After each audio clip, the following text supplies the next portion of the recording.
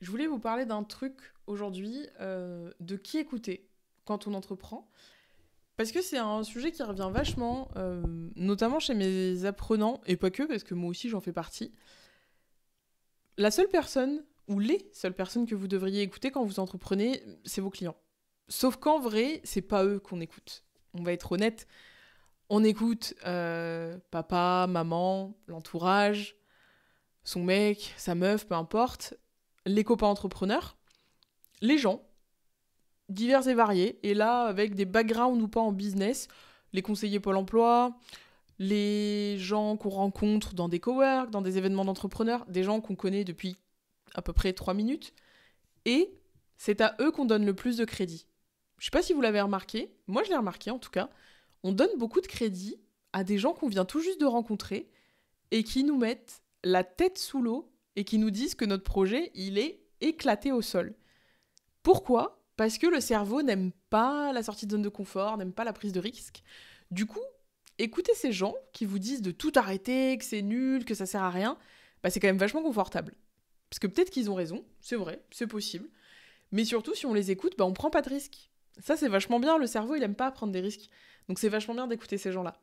Et ce qui est quand même fou, c'est que on va écouter des gens qu'on connaît pas, qui nous connaissent pas notre business, qui connaissent pas notre domaine d'activité, qui parfois n'ont jamais monté de business, ça c'est pire je trouve, mais qui ont un avis. Et de toute façon, on a tous un avis. Hein. On a tous un avis sur tout, que ça soit dans la vie, dans le business, sur les produits, on a tous un avis. Maintenant, est-ce que on le donne tous? Non. Est-ce qu'on devrait écouter tous les avis? Non. En vrai, non. Mais c'est tentant. C'est tentant d'écouter les avis de tout le monde parce que, bah, on sait jamais. On sait jamais des fois que cette personne qu'on vient de rencontrer il y a 4 minutes avait la réponse à toutes nos questions, savait exactement comment marche l'entrepreneuriat. En vrai, ce serait génial si elle pouvait nous le dire. Si elle pouvait nous donner le secret, la sauce magique, ce serait super. Bah, sauf qu'en fait, cette personne, elle y connaît rien. Ou alors, elle n'est pas forcément plus avancée que nous, voire même parfois, elle est bien plus loin de ses objectifs que nous des nôtres, mais on va quand même l'écouter. Et on va quand même trouver que son avis, il est pas mal. Il est pas mal du tout. Après, il y a tout ce qui est l'entourage. L'entourage, on les écoute, mais eux, c'est pas leur faute, c'est parce qu'ils nous aiment et on les aime aussi.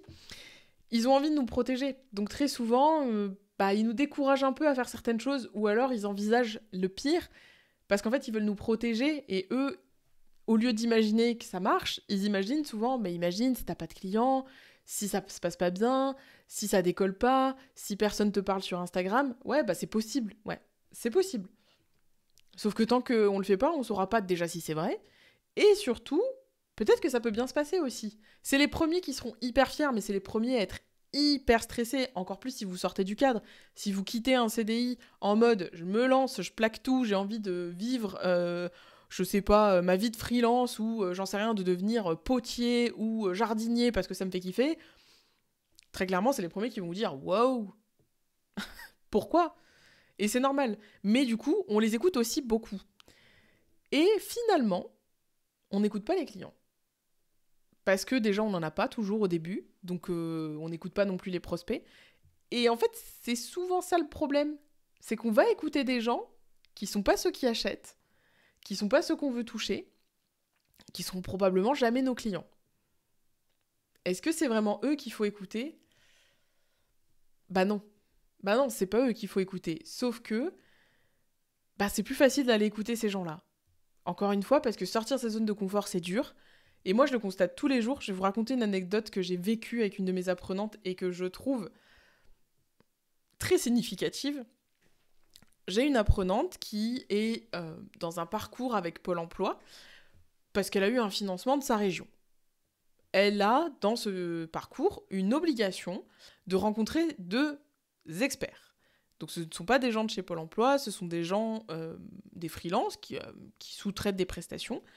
Et donc elle se pointe un jour pour ce rendez-vous avec ces deux experts, et les deux retours qui lui sont faits sur son service de travel planner, c'est un, il faut mettre des prix dégressifs à partir de plusieurs jours de voyage, parce que c'est comme ça qu'on fait. Alors, je sais pas où cette personne est allée chercher cette info, C'est pas comme ça qu'on fait. C'est pas parce que vous réservez plus de 5 jours que c'est moins cher. Mais bon.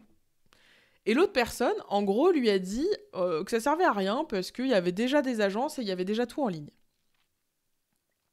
Vous vous doutez dans l'état dans lequel elle est rentrée chez elle, abattue, dépitée. Je pense que moi, à sa place, et peut-être qu'elle l'a fait, moi, je me serais roulée en boule et je me serais mise à pleurer, très clairement. Et le pire, on en a parlé, elle aurait pu s'arrêter à ça. Et vraiment, moi, j'ai eu peur qu'elle s'arrête à ça parce que ça fait flipper d'entendre ça. Enfin, faut dire ce qui est, ça projette pas dans un truc positif. Et c'est censé être des experts, donc ils sont censés savoir de quoi ils parlent. Sauf qu'ils ne savent pas de quoi ils parlent, ces gens.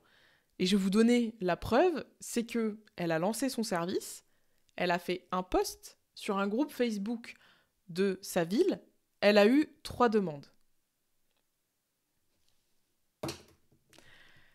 Bref, drop the mic. Clairement, c'est drop the mic, sauf que si elle s'était arrêtée à écouter ça, de ses soi-disant experts, elle aurait tout arrêté. Elle aurait coupé l'arbre sous le pied de son service, sans même lui donner la chance de naître aux yeux des gens.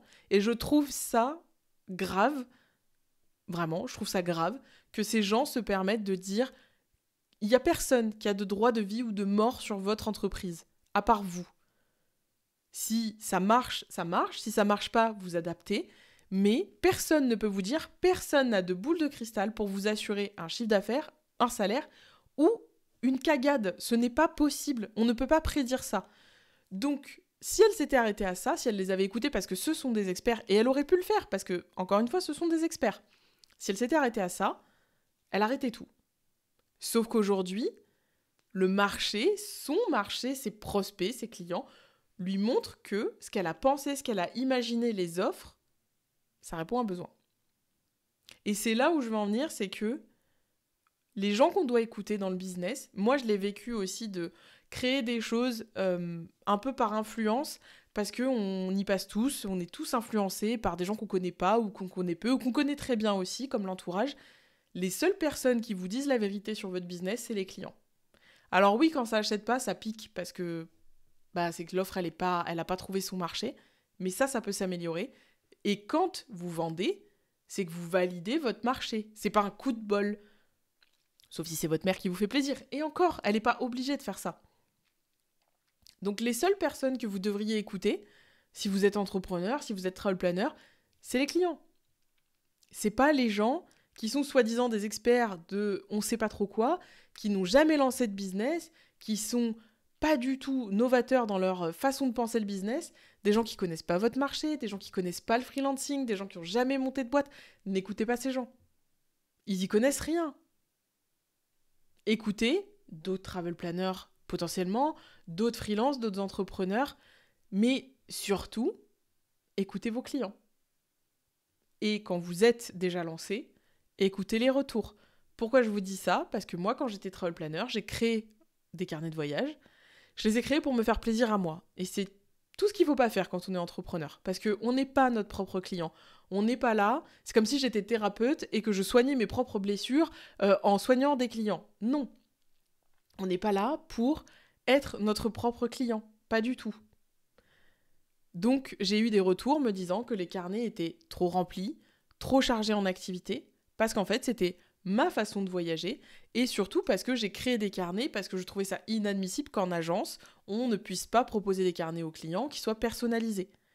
Mais j'ai écouté les clients, j'ai mis un peu de temps, j'ai eu 3 retours comme ça, et je me suis dit, ok, Élise, faut repenser les carnets, parce que ça fait trop.